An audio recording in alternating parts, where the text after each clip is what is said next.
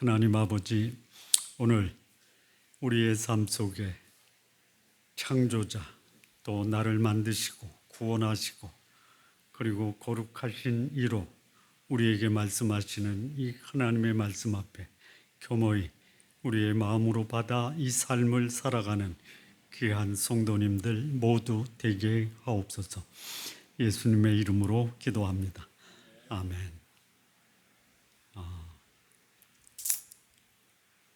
이사야 1장에서 39장까지는 범죄한 하나님의 백성에게 대한 하나님의 심판과 경고의 메시지입니다.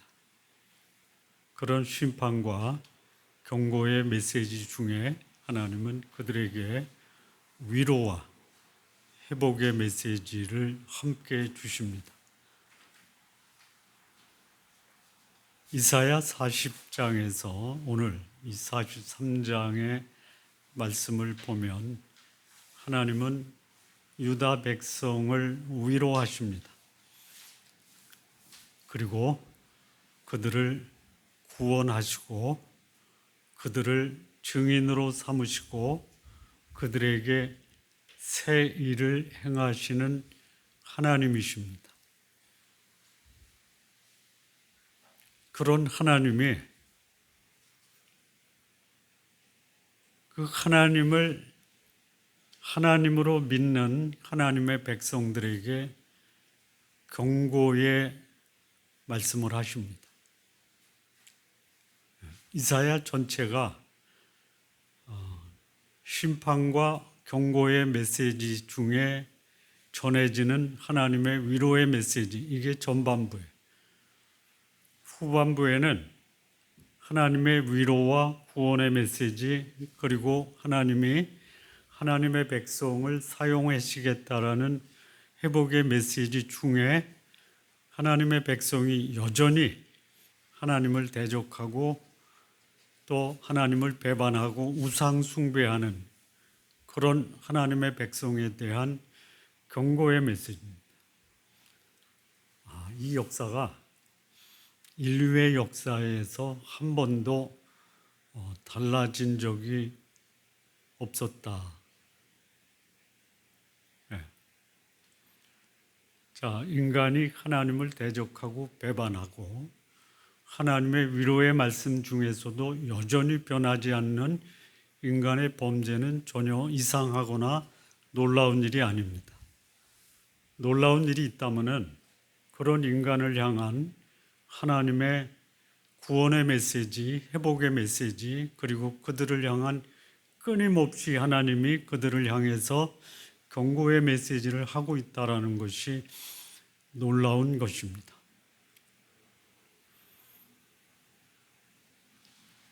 오늘 이 본문을 보면요, 하나님에 대해서 보통 하나님이 자신의 그 모습을 다양한 모습으로 우리에게 말씀하세요. 어떤 분이십니까? 1절에 보면 창조주 하나님. 사람이 자기 일에 뭔가 성과를 내고 남들이 하지 못한 성공을 이루면 그 사람에게 함께 일을 한다든지 쓰임을 받는다든지 아마 그런 그 위대한 사람과 가까이 지내고 싶은 마음이 사람들이 가지고 있는 심리일 것이다. 근데 우리를 보배롭고 존귀하고 사랑하는 하나님, 그분은 창조주입니다. 그분이 우리와 가까이 지내겠다 라고 말씀할 때 이 사람들의 반응이 어때요? 별로 관심이 없어요. 자, 또 이 하나님은 어떤 하나님이냐면요, 이스라엘아 너를 지으신 이에요. 여기 조금 달라요. 창조하신 여호와, 너를 지으신 이 창조는 뭐냐면 여기 야곱이나 이스라엘은 다 유다 백성이라고 보시면 돼요. 하나님의 백성이 존재하도록 이 땅에 보내신 분이 누구냐? 여호와 하나님의. 예. 그러니까 여기 창조는 뭐냐? 존재의 근원 되신 하나님의. 내가 이 땅에 있게 된 게 누구 때문이냐? 하나님 때문에. 그런 하나님입니다. 근데 그분이 나를 지으셨어요. 이거 좀 달라요. 이 창조는 영어로 보니까 크리에이션이에요. 지으셨다라는 것은 뭐냐면 포메이션이에요. 달라요. 에베소서 2장 10절에 보면 우리는 그의 만드신 바라. 나를 지금 만들어 가시는 거예요. 뭘로요? 선한 일을 위하여 우리를 지금 만들어 가세요. 그러니까 우리 하나님이 어떤 하나님이냐면 내가 이 땅에 오게 하셨고 그리고 나를 지금 만들어 가세요. 왜요? 선한 일을 위해서 사용하시려고. 이분이 지금 우리에게 말씀하십니다. 누가 여러분에게 말씀하시면 그 말씀에 귀를 기울여 경청하시고 그 말씀에 순종하는 삶을 살겠어요? 내가 이 땅에 오게 하시고 그리고 나를 필요한 도구로 사용하시려고 나를 지금 조성하시고 지으시고 만드시는 그분의 말씀 앞에 우리는 경청을 해야 돼요. 그분이 무슨 말씀을 하시냐면요. 두려워하지 말라 이 말씀을 하세요. 왜 그래요? 왜 그래요? 왜 두려워하지 말라고 그래요? 두려워하고 있으니까. 예. 나를 땅에 보내시고 나를 지금 지으신 그분이 내 마음을 들여다보면서요. 두려워하지 말라 그래요. 예. 그 무엇이 하나님의 백성을 두려워하느냐? 2절 보면요. 물 가운데 지날 때에 강을 건널 때에 불 가운데 지날 때에 불꽃이 너를 사르고자 할 때예요. 하나님의 백성의 인생 길이 꽃길이 아닙니다. 아스팔트가 아니에요. 요즘 그 매스컴을 보면은요. 자연재해가 많죠. 뭐가 있어요? 뭐 시도 때도 없이 물 난리죠. 그래도 우리나라는 좀 나은 편인데요. 그렇지도 않아요. 지금도 물 난리가 나는데 언론이 쉬쉬하고 있죠.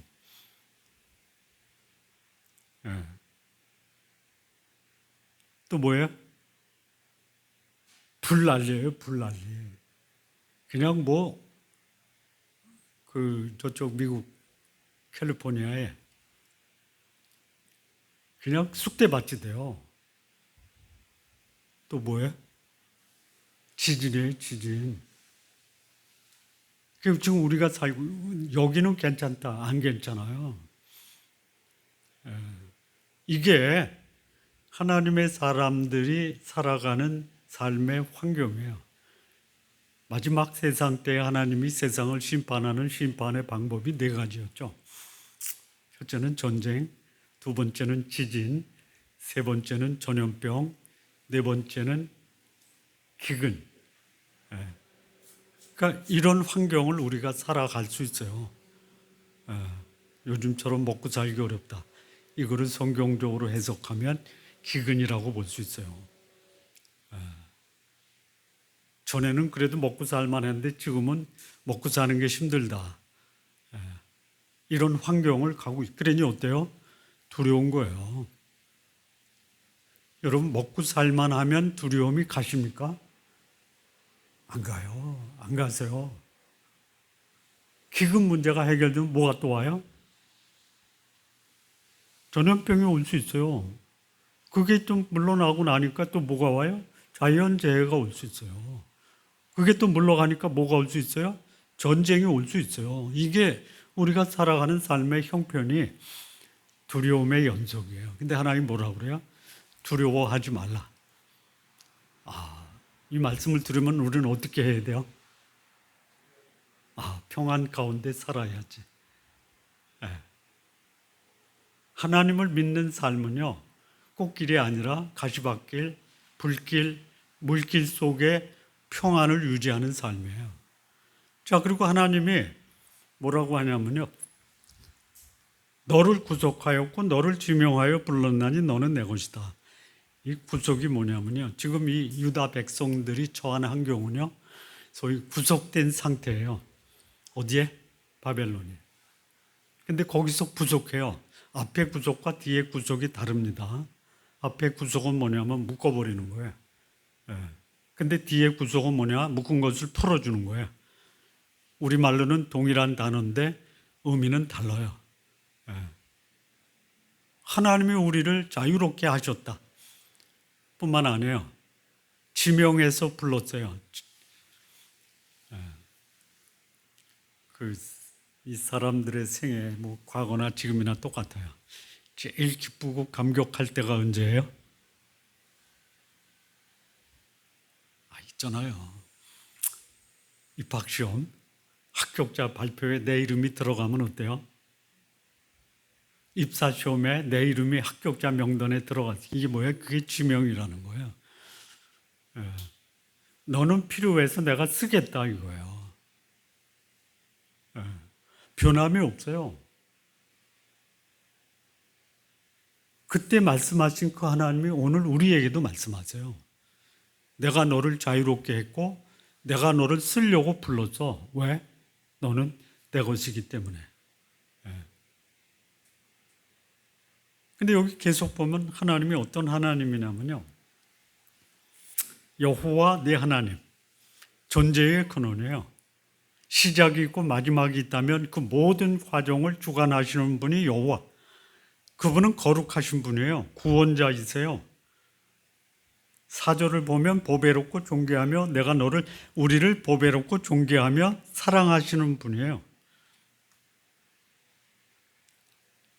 똑같은 말이 나오는데요. 7절에 내 영광을 위하여 창조한 자. 우리를 창조한 자예요. 그를 내가 지었고 그를 내가 만들었어요.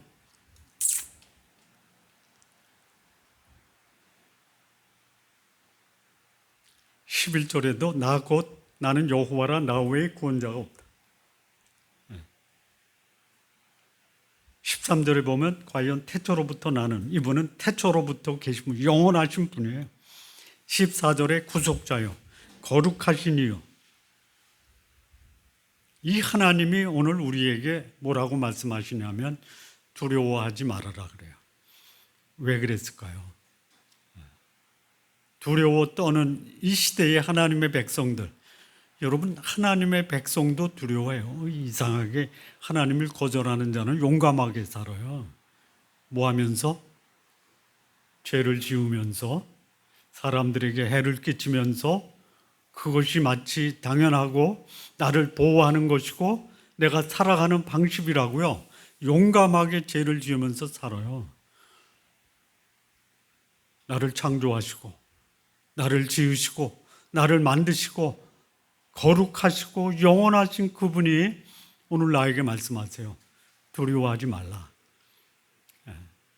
왜 우리는 이 땅에 삶을 살면서 환경과 사람 때문에 힘들고 어렵고 고통당할 때 두려워하지 않으면서 살아갈 수 있을까요? 이 첫 번째 보면요. 2절입니다. 물 가운데 지날 때에 내가 너와 함께 할 것이라. 또 볼까요?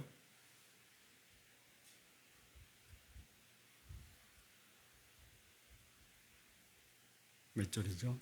5절이요. 두려워하지 말라. 내가 너와 함께 하여 네 자손을 동쪽에서부터 오게 하며 서쪽에서부터 너를 모을 것이라.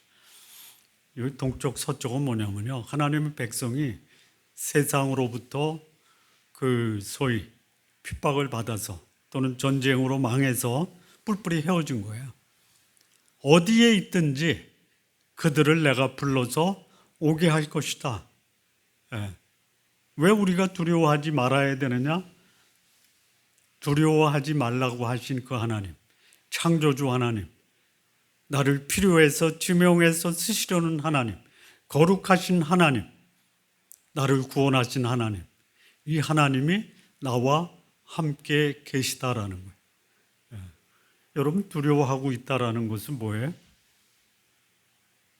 그 거룩하신 하나님의 나와 함께하는 임재와 내가 그 하나님과 동행하는 삶에서 멀어져 있다라는 거예요. 하나님의 임재와 동행하는 삶이 내 삶에서 멀어지면 나는 어떠냐? 두려움에 두려움. 여러분, 이 두려움은요, 아무것도 못해요.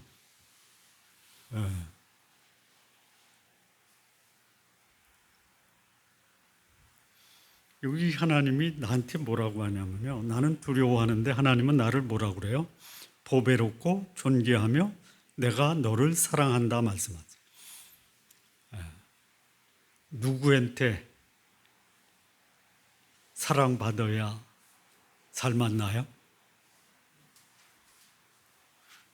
요즘 보니까 전직 대통령의 측근들로부터 청탁을 받아서 고위직에 올라간 사람들이 그냥 한결같이 다 몰매 맞고 있죠.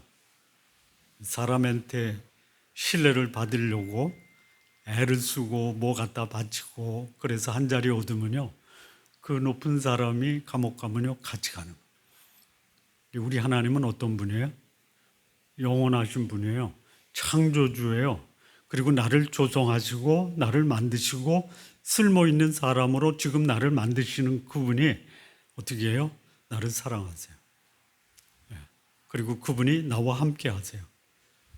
그리고 그분이 나와 동행하세요. 그래서 두려워하지 말아야 돼요. 두려운 환경이 없는 게 아니에요. 두려운 환경 속에서 창조주 하나님, 나를 사랑하시는 하나님, 영원하신 하나님이 나와 함께 하시고 나와 동행하시기 때문에 우리는 두려워하지 말아야 돼요.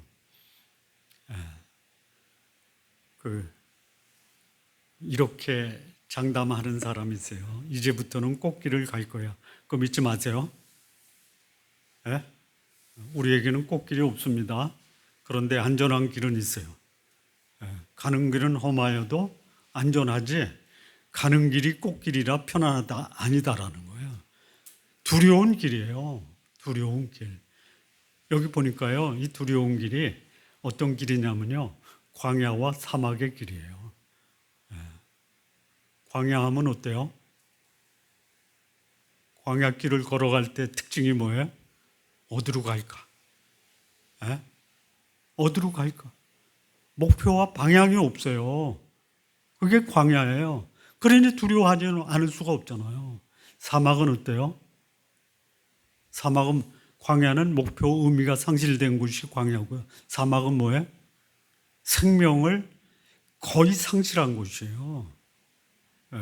그러니 그 길이 두려울 수밖에 없잖아요. 근데 그때 누군가가 나타나서 두려워하지 마. 누가 그런 말씀을 해야지 안 두려워하시겠어요? 옆에 있는 친구 두려워하지 말자. 본인도 두려워하는데.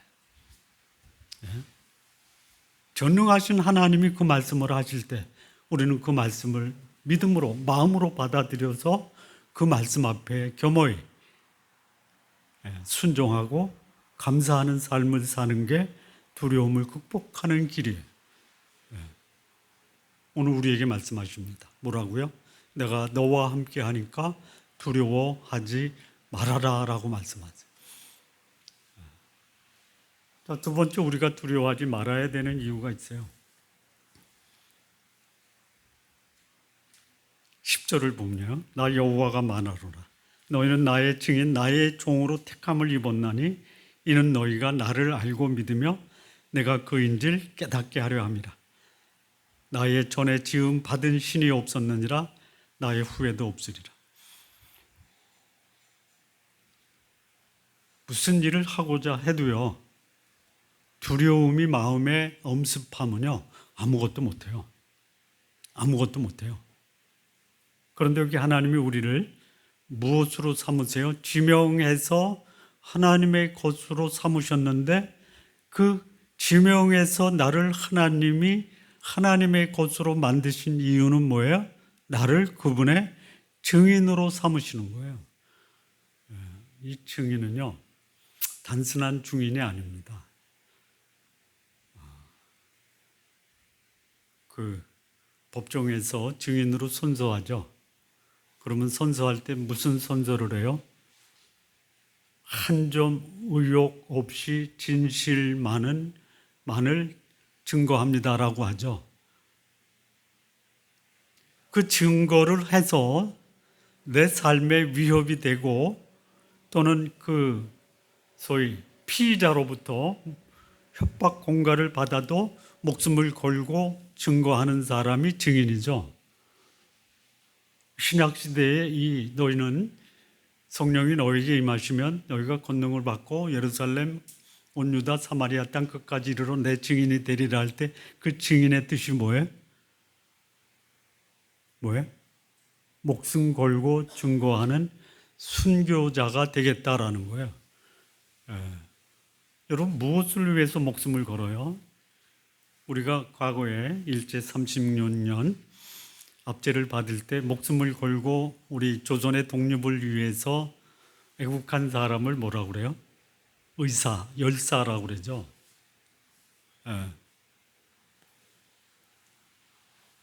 하나님이 우리와 함께 하시고 우리와 동행하시고 말씀하시면서 두려워하지 말라라고 말씀하신 게 뭐예요? 두려운 환경에 있을 때 네가 목숨을 걸고 할 일이 있다 이거예요. 그게 증인이에요. 우리 성도님들 하나님의 증인, 하나님의 종으로 사는 사람은요, 내가 거기에 목숨을 걸 만한 가치가 있다라는 거예요. 없으면 하지 마세요. 하나님 없이 사는 사람들이 목숨 걸고 하는 게 뭐예요? 세 가지예요. 첫째는 뭐예요? 돈이에요. 둘째는 뭐예요? 사회적인 명예와 지위예요. 세 번째 뭔지 아세요? 쾌락이에요, 쾌락. 요즘 보니까요, 쾌락을 법으로 보장을 해줘요. 그리고 죽을 때에 가서 죽을 때까지 그 병을 치료해줘요. 목숨 걸고 해요. 우리는 어디다 목숨 걸 거예요? 그게 아니다. 여기 복음이 있다. 여기 영원하신 하나님이 있다. 여기 창조주 하나님이 있다. 이것을 증거하는 일에 우리 목숨을 걸어야 돼요. 무엇을 증거해요? 창조주 하나님, 전능하신 하나님, 영원하신 하나님, 거룩하신 하나님, 우리를 사랑하고 보배롭게 귀하게 여기는 하나님이 여기 있습니다라고 증거하는 그 증거의 삶을 위해서 하나님이 우리에게 주시는 게 뭐냐? 평안과 두려움을 극복하는 마음에 주셨어요. 우리는 할 일이 있어요. 할 일이 있어요. 여러분 그러나 오해하지 마세요. 내가 쓸만한 사람입니까? 아니요. 쓰시겠다라고 할 때 어떻게 하실 거예요? 겸손히 쓰세요.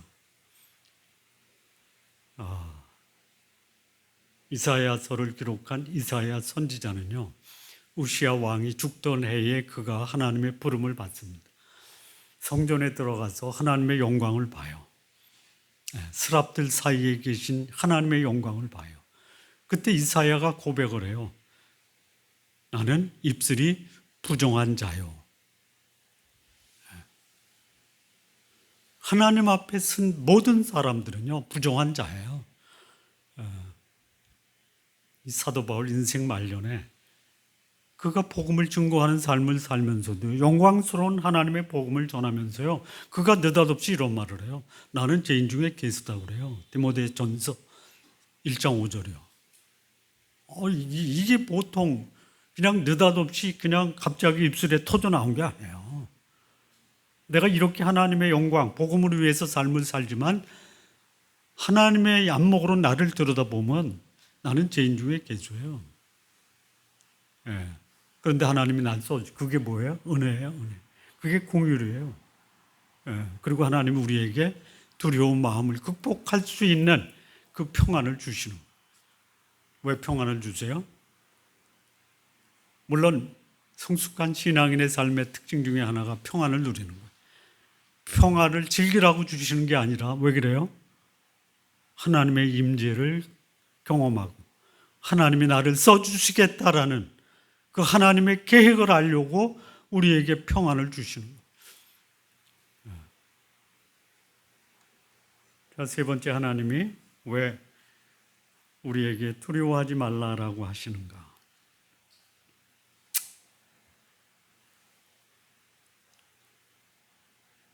18절, 19절을 보시면요. 너희는 이전 일을 기억하지 말며 옛날 일을 생각하지 말라. 보라, 내가 새 일을 행하려니 이제 나타날 것이라. 너희가 그것을 알지 못하겠느냐? 반드시 내가 광야의 길을 사막에 강을 내겠다라고 말씀하세요. 왜 두려워하지 말아요? 우리가 두려워하는 일 중에 하나가 뭐냐면 과거를 떨쳐버리지 못했기 때문에, 과거의 실패, 과거의 고통, 과거에 경험했던 나의 불행했던 사건들이 나를 두렵게 할 수 있어요. 우쭐하게 하는 것도 있어요. 과거에 잘 나갔던 거. 요 두 가지 다 내려놔라 이거예요. 하나님의 사람들의 삶에서 그가 극복하고 떨쳐내야 될 것이 뭐냐? 과거예요. 물론 과거에 준비된 사람 오늘 쓰시고요. 미래도 쓰세요. 과거에 준비했던 것은 사용해요. 그러나 과거에 성공했고 과거에 실패했던 거 내려놔야 돼요. 하나님이 과거에 행하신 은혜를 잊지 말라라는 것이 아니에요. 그거는 기억해야 돼요. 그러나 과거의 성공과 실패는 내려놔야 돼요. 사도 바울이 빌립보 성도들에게 쓴 말씀이 있죠.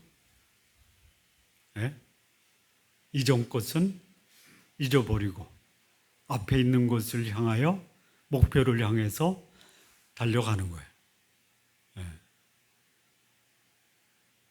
왜 그래요? 앞에 있는 일이 뭐예요? 뒤에 것을 잊어버리고 우리가 추구해야 될 것이 뭐예요? 하나님께서 행하실 새 일이에요. 내가 지금까지 이렇게 살았는데 내게 무슨 미래가 있냐? 그거 그렇게 생각하지 말라라는 거예요. 지금까지 살아왔던 거 여기서 정리 끝. 그리고 앞으로 행하실 하나님의 새로운 일을 기대하며 살라 이거예요. 새로운 소망을 가지면요, 내 마음속에 그 소망이 내 오늘의 삶을 다시 살아나게 하는 용기를 갖게 한다라는 거예요. 새 일이 뭐예요? 새 일이 꽃길이 아니에요. 광야에 뭐를 내요? 여기 19절에 너희가 그것을 알지 못하겠느냐? 반드시 내가 광야에 뭐를 내요? 길을 내요. 사막에 뭐를 내요? 강을 내요. 내 앞길이 아직도 광야고 아직도 사막이지만 하나님이 우리를 위해서 새 일을 행하시는데, 그러니 두려워하지 말아라. 광야에 길을 낸다. 어디로 갈까? 무엇을 위해 살까? 광야 같아요. 근데 거기에 하나님이 무엇을 내세요? 길을 내세요. 하나님이 내시는 길을 따라가라 이거죠. 사막에 강을 낸다. 죽을 것 같은 사막에 생명수를 주시겠다라는 거예요. 앞이 깜깜한 내 미래에 하나님이 나의 인도자가 되시겠다라는 거예요. 그래서 오늘 내 환경과 상황 속에 두려워한 마음을 극복하고 살아라 이거예요. 이게 하나님의 백성들의 모습이에요. 이렇게 살아야 돼요. 그런데 앞서 말씀드린 게 있죠. 경고하시면서 위로하시고 위로하시면서 경고하죠. 왜 그래요? 왜 그래요? 하나님의 백성이요, 깨닫지 못해요. 여기 참 제가 하도 궁금해서 찾아봤거든요. 뭘 찾아봤냐면요,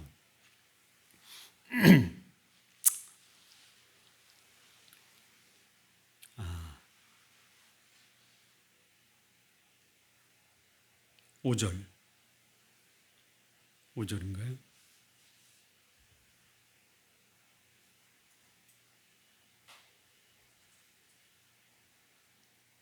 애굽 스바 굿수 몇 절이에요?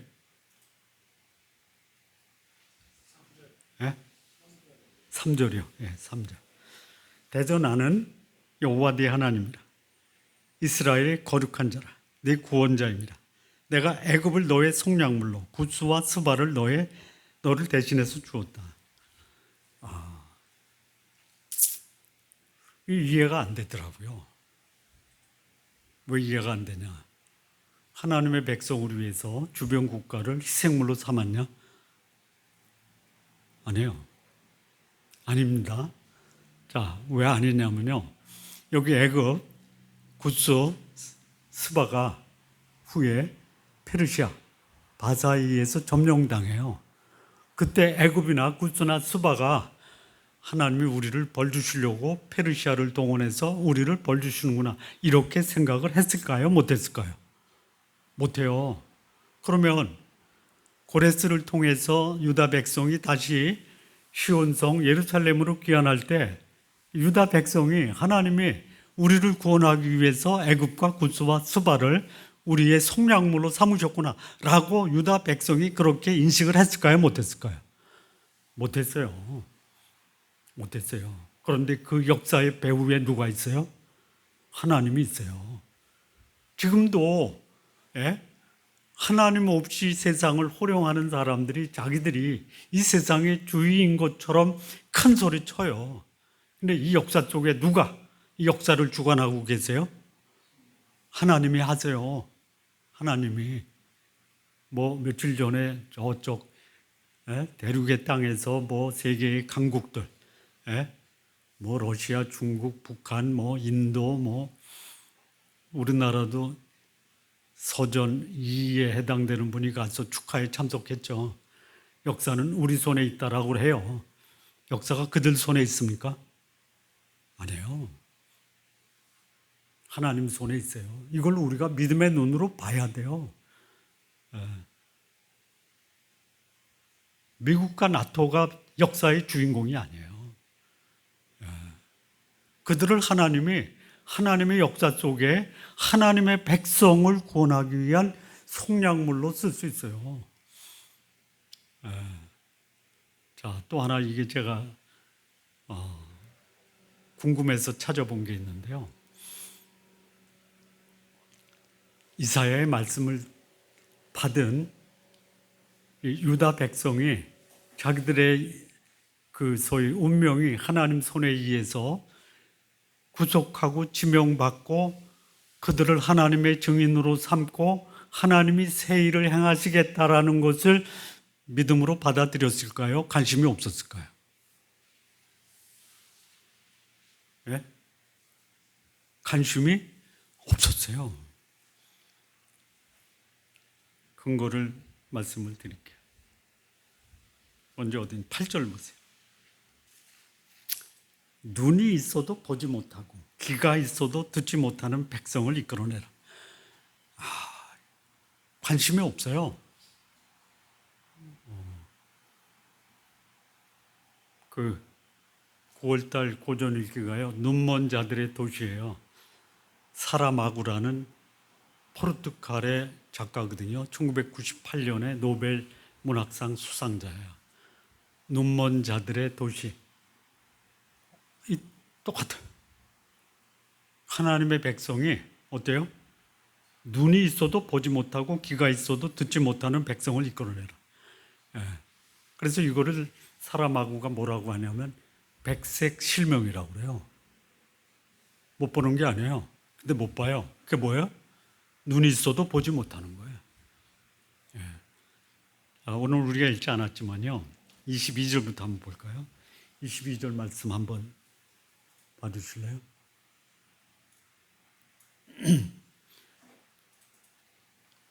여기 보면요. 그러나 야곱아 너는 나를 부르지 아니하였고 이스라엘아 너는 나를 괴롭게 여겼으며 내 번제의 양을 내게로 가져오지 않았고 내 제물로 나를 공경하지 아니하였느니라. 나는 제물로 말미암아 너를 수고롭게 하지 아니하였고 유향으로 말미암아 너를 괴롭게 하지 아니하였는데 너는 나를 위하여 돈으로 향품을 사지 아니하며 희생의 기름으로 나를 흡족하게 하지 아니하고 내 죄짐으로 나를 수고롭게 하며 내 죄악으로 나를 괴롭게 하였다. 27절. 내 시조가 범죄하였고 너희 교사들이 나를 배반하였고. 그래서 하나님이 성소의 어른들을 욕되게 하며 야곱이 진멸당하도록 내어주며 이스라엘이 비방거리게 되게 하리라. 이렇게 소망의 메시지, 위로의 메시지, 구원의 메시지, 이 말씀을 해도요, 이 말씀을 들은 소위 유다 백성, 하나님의 백성, 그들의 반응이 어때요? 이래요. 1장 39장까지요. 유다 백성의 모습이 뭐냐? 성전을 더럽혀요. 다시 말하면 하나님을 모독해요. 지도자들이 탐욕을 부려요. 백성은 거기에 편승해요. 우상 숭배해요. 이게 1장부터 39장 하나님의 경고의 메시지, 심판의 메시지 속에서 하나님의 백성의 모습이에요. 그런데 여기 40장에서요, 지금 이 43장까지 했지만 유다 백성의 모습이 뭐예요? 포로로 되어가는 거기서 그들이 보여준 모습이 뭐예요? 우상 숭배, 하나님 말씀에 대한 배반, 이 모습을 버리지 못하는 거예요. 그러니 하나님이 평안의 메시지, 위로의 메시지, 구원의 메시지, 새로운 일을 행하시겠다라는 소망의 메시지를 줘도 하나님의 백성의 삶은 여전히 변함이 없어요. 우리 성도님들 무엇을 붙들 거예요? 내 소위 실패한 과거의 모습을 재현할 거냐? 아니면 위로와 소망의 메시지를 주심으로 우리에게 평안을 주시는 이 하나님의 소망의 메시지를 붙들 거냐? 하나님의 평안의 메시지 붙들고 사세요. 왜? 하나님이 오늘 나와 함께 계시고 나와 동행하신다. 그리고 하나님이 나를 목숨 걸고 쓰시겠다. 나를 그분의 종 증인으로 삼으시겠다.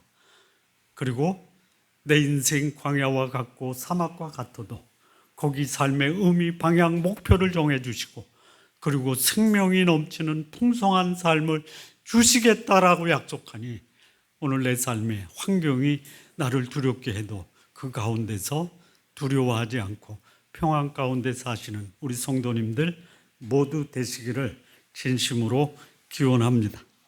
아멘. 기도하시겠습니다. 하나님 아버지 감사합니다.